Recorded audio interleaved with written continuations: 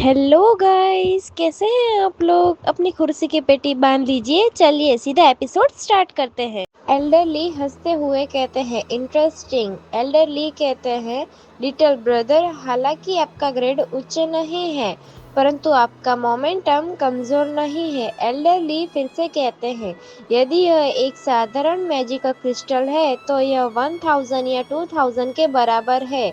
यह कहते हुए एल्डर ली थोड़ा गुस्सा हो रहे होते हैं। एल्डर ली गुस्से में कहते हैं, लेकिन यह रेयर क्रिस्टल है, मैं तुम्हें 100,000 दूंगा। ये वो कहता है 100,000।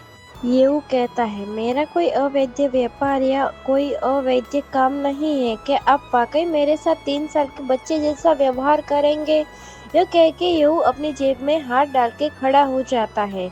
येहू फिर से कहता है, भले ही ब्लैक मार्केट में कीमत ऑक्शन हाउस से कम हो, मेरे जादुई क्रिस्टल की कीमत कम से कम 200,000 है।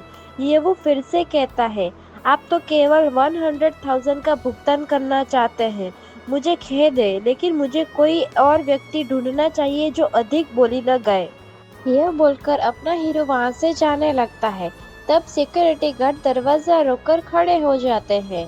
पीछे से एल्डरली कहते हैं, ब्रदर, मुझे लगता है कि आपने कुछ गलत समझा है। एल्डरली फिर से कहते हैं, जब आप यहाँ पहुँचेंगे तो यह आप पर निर्भर करता है कि आप बेचेंगे या नहीं।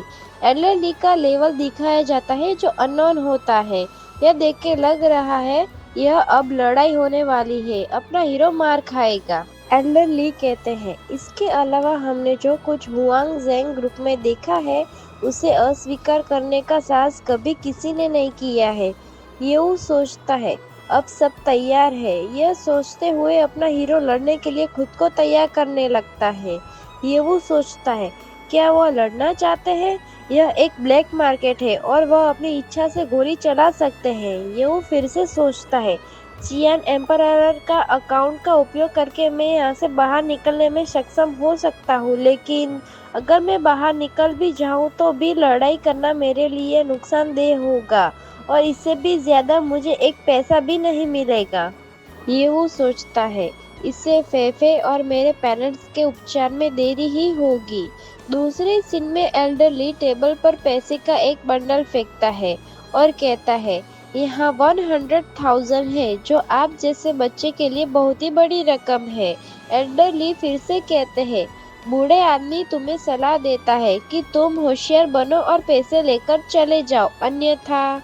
ये वो सोचता है, क्या मैं इसे स्वीकार कर सकता हूँ। मुझे उम्मीद नहीं थी कि मैं इतनी जल्दी किसी ऐसे चीज का सामना करूंगा जो स्ट्रेंथ से हल नहीं हो सकती। यह सोचते हुए येहू टेबल पर पड़े पैसे देखकर चौंक जाता है। येहू सोचता है, लानत है, मुझे नहीं पता कि मेरी सिस्टम में दुनिया के सबसे अमीर व्यक्ति का ऐसा कोई खाता भी है या नहीं। दरवाजे के बाहर से आवाज आती है, मिंग, क्या डिग्निफाइड ग्रुप ने वास्तव में एक लेवल 3 का दोस्त बना लिया है।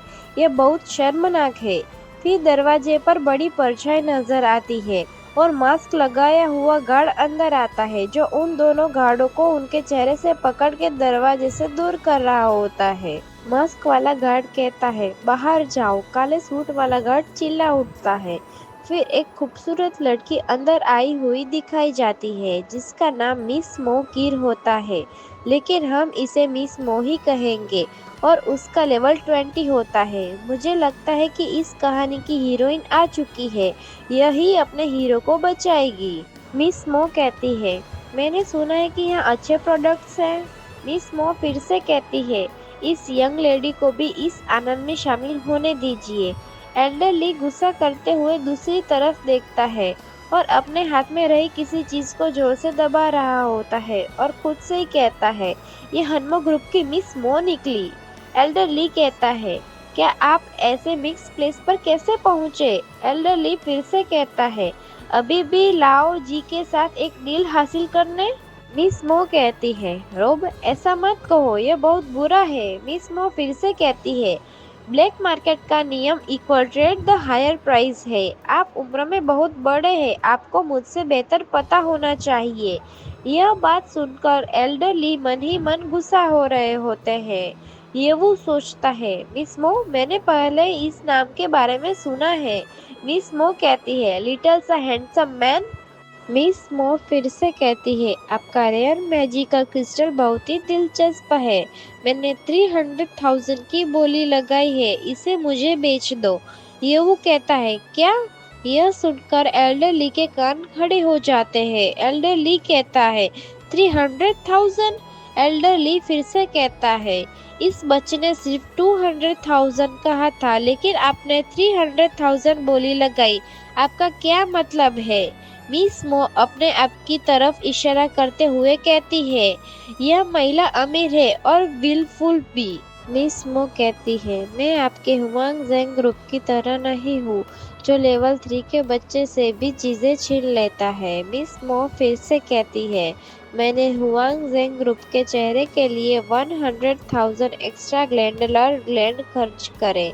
मेरी राय में यह डील बहुत वर्थवाइल है।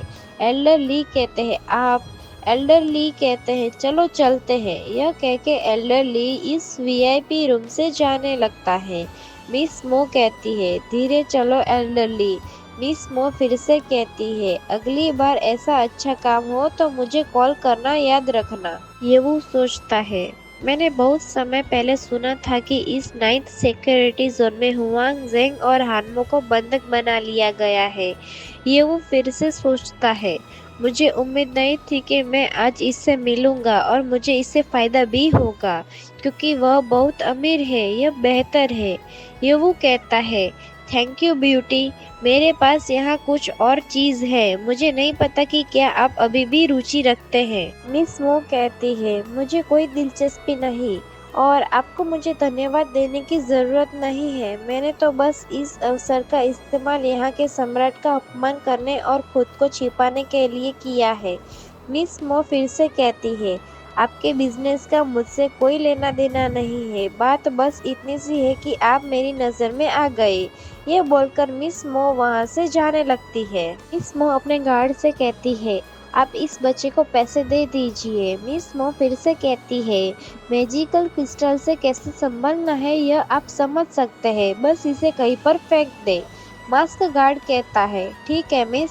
सबके चले जाने के बाद ये वही अकेला खड़ा रह जाता है। ये वो सोचता है, वो सचमुच यह एक प्राउड लेडी है। ये वो फिर से सोचता है, खैर मैंने इस प्यार को लिख दिया है। अपने हीरो की यह अजीब सी सोच देख के लगता है पहली ही मुलाकात में अपना हीरो उसके प्यार में पूरी तरह पागल हो चुका है। फिर सीन बदलता है और हमें हॉस्पिटल के रूम के अंदर से सीन दिखाया जाता है। वहाँ येवू के पिता एडमिट होते हैं। फिर सीन बदलता है और पता लगता है कि डॉक्टर येवू की फैमिली वहीं पर है। येवू की मॉम कहती है, डॉक्टर उन्हें कितने समय तक उपचार की आवश्यकता है? डॉक्टर कहते हैं, वर्तमान स्थिति क्या है यह बताना कठिन है। तभी अचानक दरवाज़ा खुलता है और एक मोटा आदमी अंदर आता है।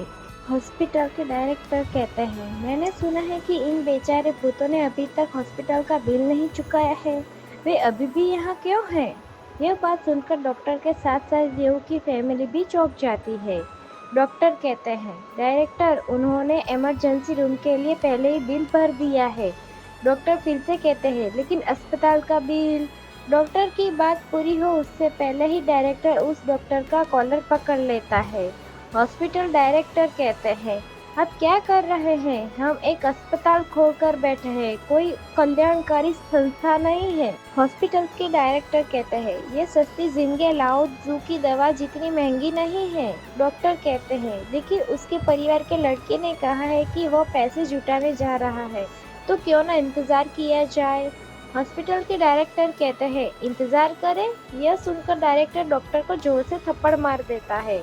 हॉस्पिटल के डायरेक्टर कहते हैं, तुम्हारा दिमाग खराब हो गया है? एक लेवल 3 का वॉरियर अभी भी एक बच्चा है। हॉस्पिटल के डायरेक्टर फिर से कहते हैं, 300,000 कहाँ से उधार लाएगा वो? डॉक्टर कहता है, यह। तभी हॉस्पिटल डायरेक्टर कहता है, यह न्यूट्रिएंट्स दुर्लभ है। यह कहते हुए वह येवू के डेट की तरफ बढ़ रहा होता है। हॉस्पिटल के डायरेक्टर फिर से कहते हैं, तुम्हारे पेरेंट्स उस कीमत के लायक नहीं है, फिर भी बीमारी का इलाज कराना चाहते हैं। फे कहती है, डायरेक्टर कृपया प्रतीक्षा करें। फे फिर से कहती है, मेरा भाई पैसे लेने के लिए बाहर गया है और कुछ समय बाद वापस आएगा।